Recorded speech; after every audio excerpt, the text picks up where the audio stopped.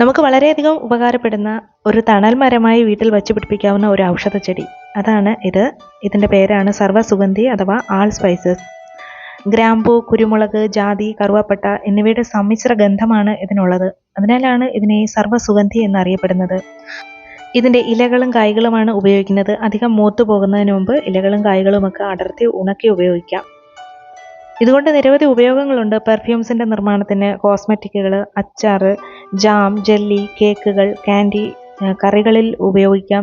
ഇങ്ങനെ നിരവധി ഉപയോഗങ്ങളുണ്ട്. അതുപോലെ തന്നെ ഒരു ഔഷധ ചെടിയുമാണ്. ഇതിൻ്റെ ഇലയിട്ട് തിളപ്പിച്ച വെള്ളം വയറിലെ അസുഖങ്ങൾക്ക് നല്ലതാണ്. അജീർണത്തിന് മരുന്നായിട്ട് ഇത് ഉപയോഗിക്കാറുണ്ട്. അതുപോലെ പല്ലുവേദന, മോണവീക്കം, മോണവേദന ഇവ മാറുന്നതിന് വേണ്ടിയിട്ട് ഇതിൻ്റെ ഇലകൾ, പച്ച ഇലകൾ ചതച്ച് പല്ല് തേക്കുന്നതും വെള്ളത്തിലിട്ട് തിളപ്പിച്ചതിന് ശേഷം കവിൾ കൊള്ളുന്നതും നല്ലതാണ്. ഇതിൻ്റെ ഇലകൾ വാറ്റിയെടുത്ത തൈലവും ഔഷധമായിട്ട് ഉപയോഗിക്കാറുണ്ട്.